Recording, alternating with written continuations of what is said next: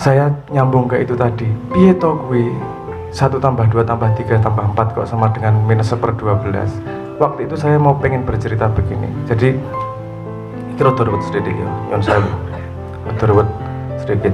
Itu adalah sebuah contoh. Sebuah contoh begini, maksud saya. Kita kadang tidak paham limitasi dari pikiran kita sendiri.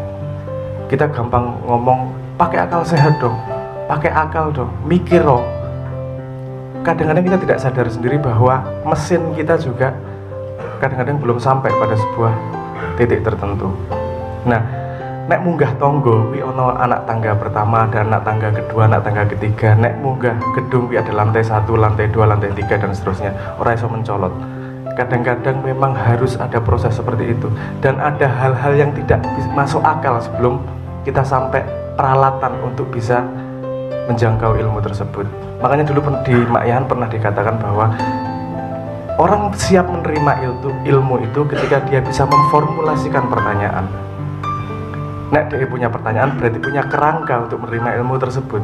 Nek rano pertanyaan apa, kalau dia bertanya aja belum bisa, dikandani mesti orang masuk akal. Dulu paling gampang gini, misalnya kasih contoh yang nggak matematis ya. Saya kasih contoh yang ketika kita masih kecil saya minta dibeliin layang-layang. Terus Anda diberi kartu ATM. Nggak masuk akal nih. Bagaimana hubungannya kartu ATM sama layang-layang?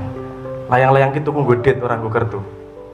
Anda dikasih cek, nggak paham ketika masih kecil. Anda butuh pengetahuan bahwa ATM itu bisa dibawa, kartu ATM bisa dibawa ke ATM, butuh pinnya, dimasukin pinnya, keluar duitnya bisa dipakai untuk beli layangan. Nah kan ada rangkaian cara berpikir yang kadang-kadang membuat kita melihat sesuatu orang masuk akal.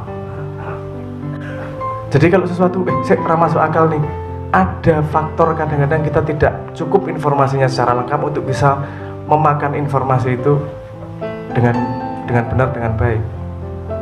Nah kenapa saya pakai contoh matematika? Iki iso rada sombong, ora sombong sih. Ini sepemahaman saya ya, nyuwun sewu. Ini sepemahaman limitasi pengetahuan saya. Satu-satunya bidang ilmu yang bisa ngomong sampai bukti itu hanya matematika. Lainnya itu nggak bisa ngomong tentang sampai bukti.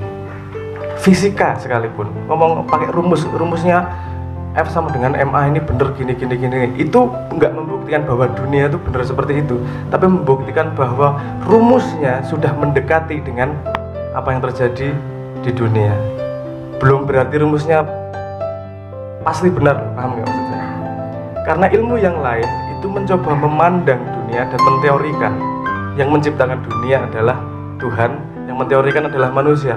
Maka yang terjadi adalah pendekatan semakin dekat tanpa bisa benar-benar bisa membuktikan itu adalah ujung dari kebenaran. Kak, fisika dari dulu sampai sekarang juga berkembang, semakin benar. Misalnya teorinya Newton bisa untuk menghitung meriam, tapi kalau untuk mensinkronkan jam Anda dengan satelit dan GPS jamnya iso seragam kabeh, hukumnya Newton nggak bisa, harus pakai hukum relativitasnya Einstein. Apakah Newton salah? Bener, cuman belum kurang presisi untuk sebuah kebutuhan tertentu. Butuh lagi Einstein untuk lebih teliti. Jadi kenapa matematika hanya matematika yang bisa ngomong sampai bukti? Karena matematika diciptakan oleh kepala manusia sendiri. Paham maksud saya? Uteke menungso sing gawe rumus matematika iki. Ada bilangan rasional, irasional, bilangan transendental, bilangan macam-macam jenis bilangan itu yang menciptakan sing ngarang manusia sendiri, sehingga dia bisa ngurut logikanya benar atau salah. Dan matematika itu bukan kalau matematika itu ngomong bukti, logika itu ngomong operator. Ya ini tambah ruwet meneh iki. Tapi nggak coba saya jelasin. Jadi kalau minus 1/12 piye kuwi buktine kok orang masuk akal. Saya kemarin ngomong untuk bisa memahami itu, aku werung suwe, aku sinau akeh untuk bisa memahami kok iso masuk akal 1 tambah 2 tambah 3 sampai tak terbatas itu kok bisa toh hasilnya minus 1/12. Aku sinau dawa untuk bisa memahami itu. Tapi nggak langsung ngomong nggak mungkin biar masuk akal, karena saya tahu bahwa akal saya akan mungkin tidak sampai. Kalau ada orang banyak ngomong setuju bahwa itu benar, So pengerti aku sing pekok loh, nggak bisa memahami itu. Saya belum lama bisa memahami itu hasilnya -1/12. Harus belajar beberapa hal, beberapa disiplin, saya perhatikan langkahnya, perhatikan logikanya, baru saya paham. Aplikasinya ada nggak? Ada aplikasinya. Tapi untuk memahami aplikasinya di mana juga lagi-lagi butuh pengetahuan. Setahu saya hasil -1/12 itu dipakai dalam string teori. String teori ini fisika sing advance meneh iki. Yang akhir-akhir ini belum sampai ujungnya.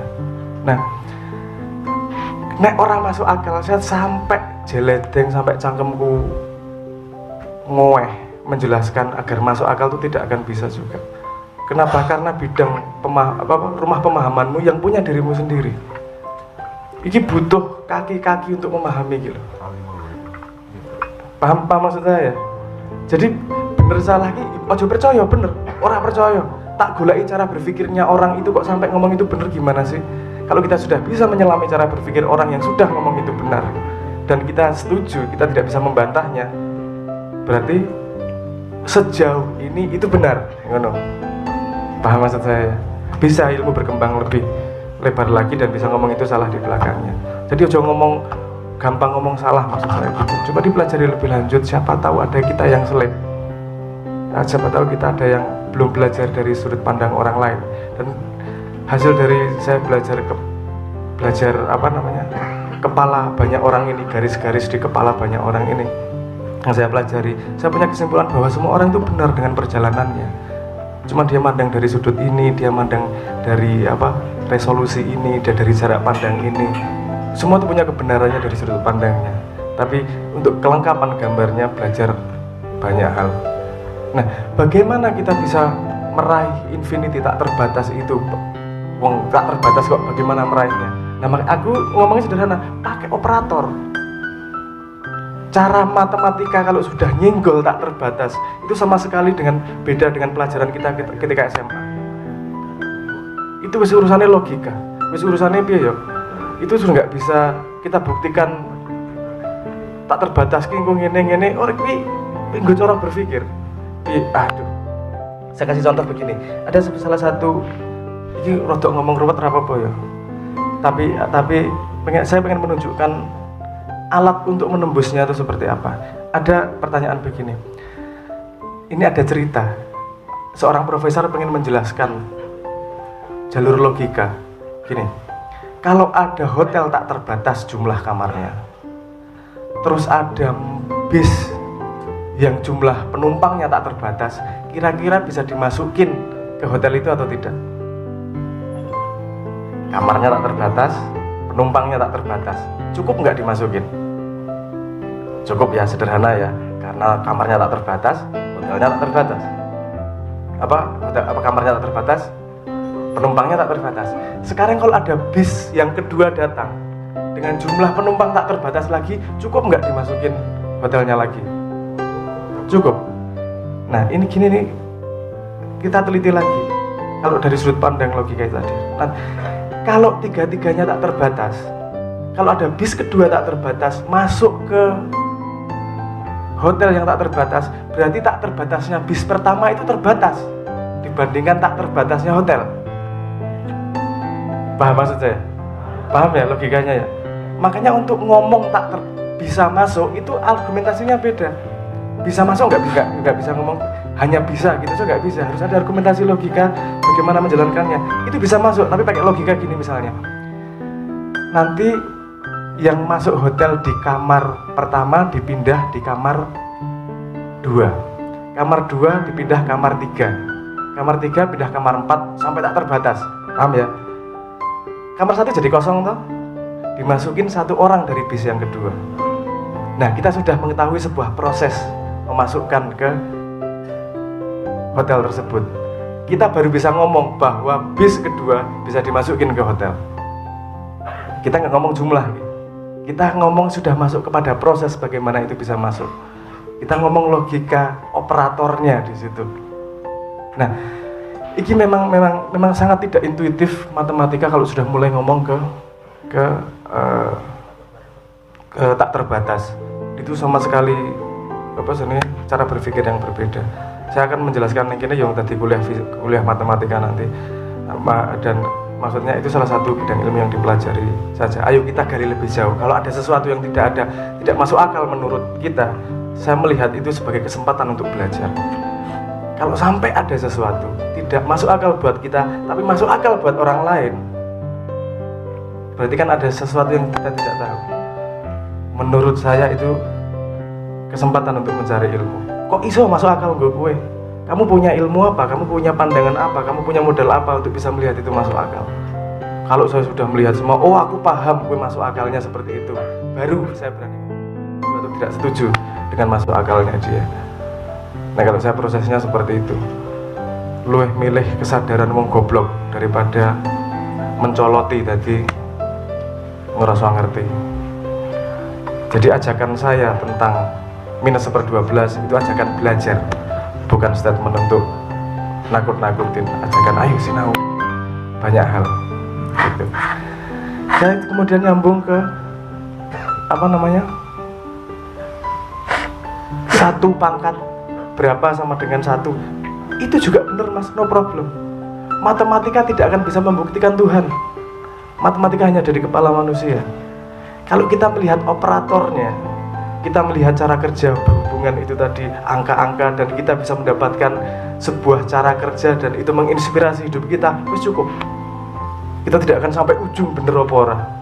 Waktu itu kan saya ngomong begini, ini tak cerita ini sedikit ya, yang kok pangkat 0 itu tadi. Saya musik edukasi kadang-kadang bercerita, jajal yuk delok urutan manusia, perjalanan perkembangan manusia dari matematika. Saya ngasih pertanyaannya gini, jajal yo jawab yo, iseng-iseng yo. Saya kasih 3 angka sama dengan 6. Anda pilih operatornya. Operator itu bisa tambah, kurang, akar, kali, bagi, dan seterusnya. Kalau 3 angka 2, mulai dari 2 aja. 2 sama dengan 6 diapain? 2 tambah 2 tambah 2 sama dengan 6. Masa anak kecil itu simple, tambah-tambahan aja. Pokoknya gini, belajarnya simple. Sekarang 3 sama dengan 6.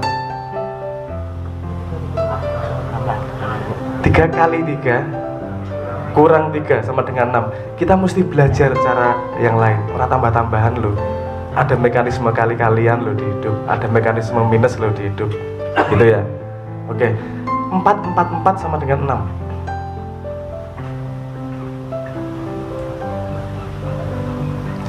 Akar 4 tambah akar 4 tambah akar 4 sama dengan 6. Ya, akar 4 kan 2. Belajarnya apa itu berarti? Ini kita mencari inspirasi untuk belajar aja. Loh, apa berarti ngomong apa tuh kok kita pakai akar 4? Sesuatu yang kita tahu dulu, angka 2, sesuatu kita tahu dulu, operator, tambah-tambahan. Dulu tuh angka 2 tadi. Ternyata kita bisa dapatkan dari angka yang lain. Jadi ilmu tuh berhubungan asal kita punya operator yang lain. Jadi satu ayat Quran bisa berarti macam-macam kalau kita punya cara pandang berbeda. Ini dikasih akar saja, kita sudah bisa mendapatkan 6 lagi nih, mulai berkembang lagi pengetahuannya. Enggak nambah operator, tapi objek yang sama diolah dengan cara yang berbeda, tambah ilmu. Oke, 4, sekarang 5 sama dengan 6. Ternyata pelajaran yang kita alami dulu digabungkan, hakikatnya menghasilkan sesuatu yang berbeda lagi, operatornya berbeda. Oke, 6 sama dengan 6.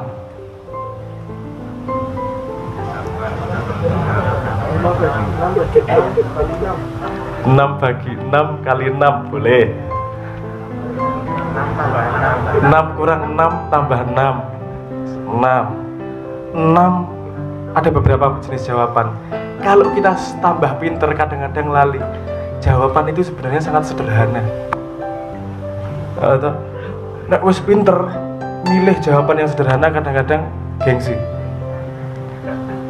Bagaimana cara menghadapi ngantuk, turu kok ruwet. Bagaimana agar tidak marah, yojo nesu. Bagaimana agar tidak stres, ojo stres. Simbah sering bilang seperti itu. Kadang-kadang karena merasa ilmunya sudah banyak, jawaban terhadap sesuatu sok-sok pengen ruwet. Dari pelajaran 6 kita tahu bahwa kadang-kadang simple. Jangan terbawa sama operator sebelumnya. Oke, 7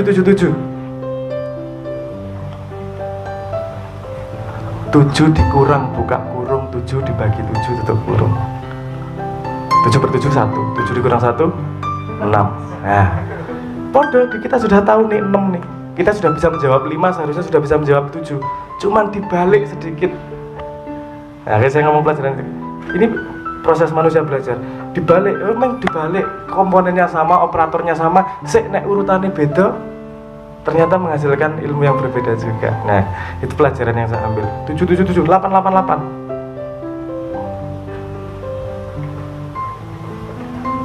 8 akar 3 berapa? Dapat lagi tuh udah tuh. Sederhana tuh. Kita cuman satu berubah satu komponen aja kita udah dapat lagi 9. Akar 9 berapa? Sudah tahu 3? Nah, hidup mengulang-ulang. Nah, kalau kamu sudah cukup dewasa, kamu pasti mengalami sekitar 10, 12, ada yang 10 cycle-nya, ada yang 12, ada yang 14 tahun kamu mengalami masalah yang sama, cuman skalanya berbeda. Coba ingat-ingat apa lingkaran itu 12 tahun yang lalu itu masalah apa? Hakikatnya hampir sama, tapi skalanya berbeda. Kita diingatkan oleh masalah yang sama, cuman harus menghadapi dengan cara yang berbeda. Nah, wis songo-songo toh. KKB sama dengan 6. Ini mau masuk ke bahannya sampean. 1 sama dengan 6. Bicara nih. 1 tambah 1 ditambah 1 jadinya 3. Difaktorialkan.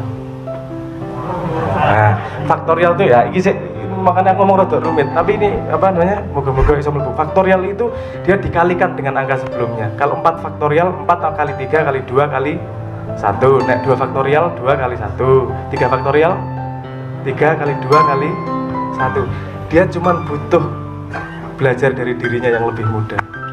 Ono ilmu, kamu cuma harus belajar dari dirimu. 3 aku belajar dikalikan 2 dikalikan 1 jadinya 6. Sok-sok kowe ora perlu belajar operator baru loh. Kowe sok-sok ora perlu belajar bahan anyar loh. Cuman belajar melihat diri sendiri, pengalaman sepanjang hidupnya, dapat ilmu yang sangat banyak juga bisa. Itu pelajaran yang saya ambil. Sampai ke 0. 0 sama dengan 6. Apa? 0 dipangkat 0 itu sama dengan 1. Difaktorial lagi. Ya toh? Difaktorial lagi jadinya 6. Dari ketidaktiadaan pun, kalau kamu belajar di dalamnya, subsetnya akan mendapatkan ilmu yang sangat banyak. Tapi kita mendapatkan sesuatu, apapun dipangkatkan 0, hasilnya adalah 1. Jadi ternyata kita bisa belajar terhadap apapun, terhadap kekosongan dan keisian yang berbolak-balik di dunia ini hanya dengan melihat sesuatu sebagai apa adanya. Melihat segala sesuatu tanpa ada pangkat, tanpa ada gaya, tanpa ada baju. Saya melihatnya ilmunya seperti itu. Jadi saya mengatakan ilmu Anda 1 dipangkatkan berapa aja kan hasilnya pasti 1. Itu kalau orang punya kesadaran itu pasti akan terus connect sama Tuhan. Bagus mas, dan orang salah. Sip. Kalau itu bisa membuat kesadaran Anda terhadap tauhid, dari cekelane Anda, orang penting bener apa salah artinya seperti itu. Tapi itu menginspirasi Anda untuk menjadi lebih baik. Dan itu yang paling penting. Nah, ini malah ada pelajaran matematika. Tapi intinya gitu ya. Ilmu yang ada ini, setahu saya, gunakan. Kalau tidak ada gunanya untuk menginspirasi Anda untuk mendekat lebih Tuhan dan untuk bermanfaat untuk manusia yang lain, rano gunane, saampu-ampu ilmu. Hanya dengan angka 1, Anda sudah bisa bermanfaat untuk manusia dan alam semesta. Wes lu cukup mengenai profesor sing ra nglakoni apa-apa. Menurut saya seperti itu. Top. Satu lagi, wes ya, selesai. Oh, sampun. Semoga jawaban saya memuaskan. Matur nuwun. Assalamualaikum warahmatullahi wabarakatuh.